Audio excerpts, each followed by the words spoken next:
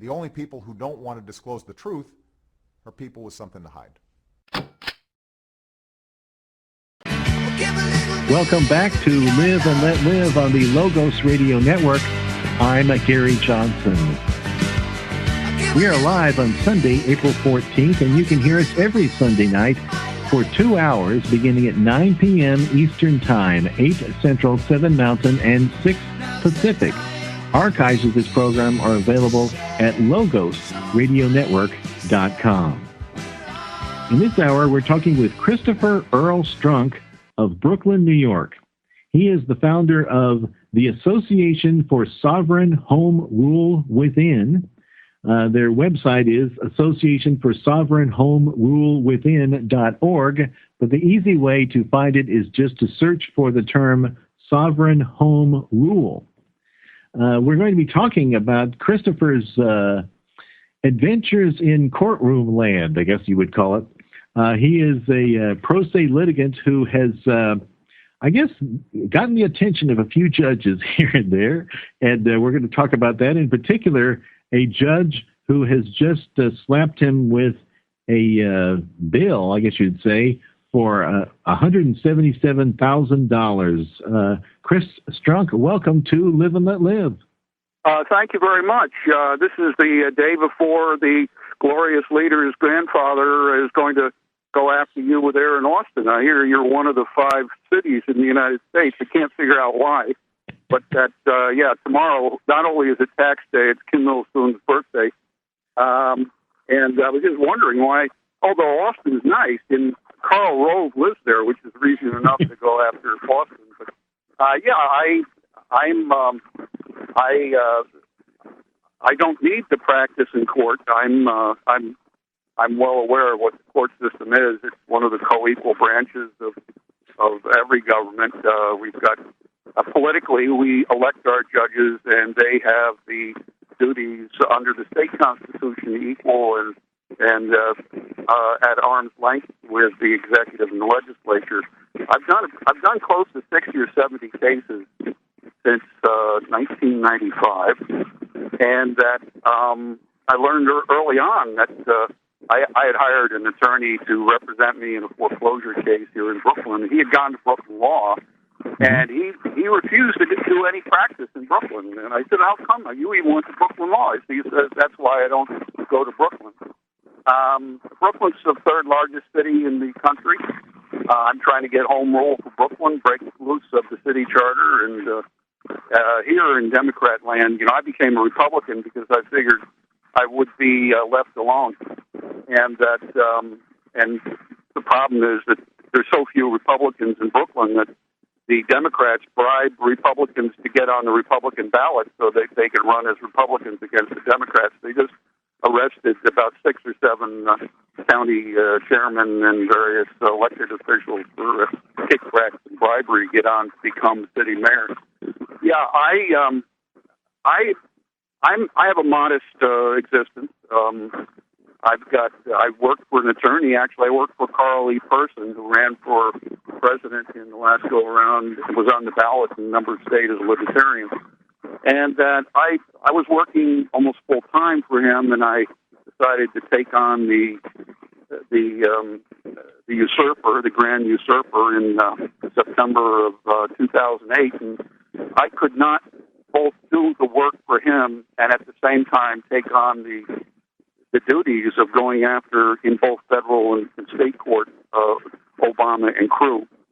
And so I took early Social Security. I've been on Social Security ever since. So that I just want to emphasize that I'm not independently wealthy. I have my share of dandelion soup, and that everything I do is dependent upon my 4th Wednesday of the month and whatever people do to help me pay my fees. Like I have 3 or 4 motions coming up, $45 a piece on fees.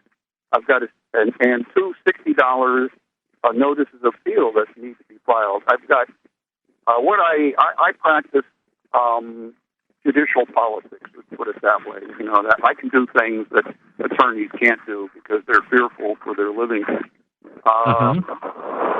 Well, Christopher, let me ask you about something that happened very recently. I don't know if this is the part of the original 2008 case you were talking about, but you challenged the eligibility of Barack Obama to be president, and a judge, he took umbrage, I guess, that you're a lawsuit, and he had some choice words to say about you, and he also has sent you a bill, and I believe it's $177,000. Is that what it is? Yeah. Basically, I had. It wasn't enough. I know all the other attorneys who are suing Obama on his eligibility. I've always taken the position that he has already admitted, as an admission against interest, that he is not. He has a British subject father, and that in itself makes him ineligible. Now, I filed a case in Federal Eastern District in October 2008. The judge said, doesn't belong here, go to state court. I did. So I challenged the Electoral College members, both the Republicans and Democrats, in that they were holding two jobs for pay. And I put that before a judge, and the judge essentially said, if the legislature says you can hold two jobs for pay, that's fine. And that I had also a companion complaint, which I needed what's called the law of the case to be established. Was there not a constitutional a challenge under state constitutional basis? And I asked him for a subpoena of Obama's mother's passport records, and he said, "Look, they're just going to quash that. Why don't you just go down there to Washington and get it?" And I filed a FOIA in November 22nd of 2008 for Stanley and Dunham's passport records, and it's 2 years later, in July of 2010, after battling it out with Kenneth Starr's buddy Richard Leon, who was a judge down in D.C., I get a letter from the Department of State saying, "Well, we've got 5 records here, and unfortunately, we destroyed all the rest." And in the first record, which was 1967 sworn affidavit by Stanley and Sotoro in Jakarta, Indonesia, before our vice counsel to our embassy there, that her son was no longer to be on her passport and that his name was Subarka. Now that was an eye opener, and the fact that the general counsel to the Department of State said to me that the General Services Administration had ordered them to destroy her other records. So, that's a story which has a chapter in itself if I ever write a book. Right. But Christopher, I want to ask you about the Stanley and Dunham passport moment. Well, let me complete my story here, because this is a shock, Barry.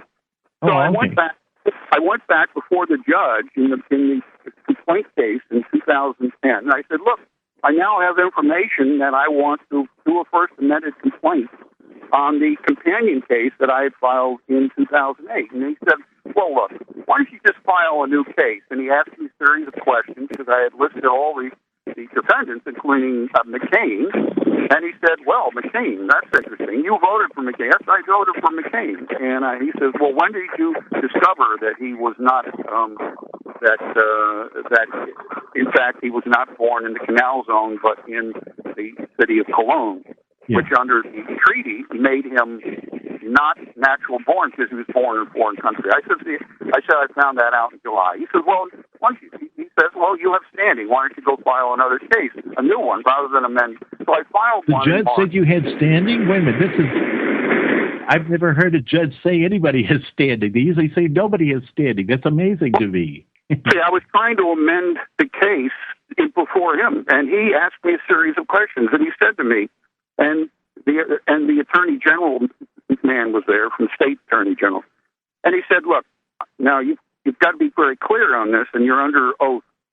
When did you discover he was born in Cologne as opposed to the Canal Zone?" And I said, "In July." He says, "Well, then you have standing." That's what he said. Now, he had a proposed amended complaint, which listed Zbigniew Brzezinski and all the people who are Obama. Obama is not who you think he is. Obama is a very neat consortium of both what you would consider left and right, which don't exist, but in fact, the world is arranged top down versus bottom up. I'm part of the bottom up crowd. There's no left and right per se. That's all an invention to get your eye off the ball. So anyway, I filed the case.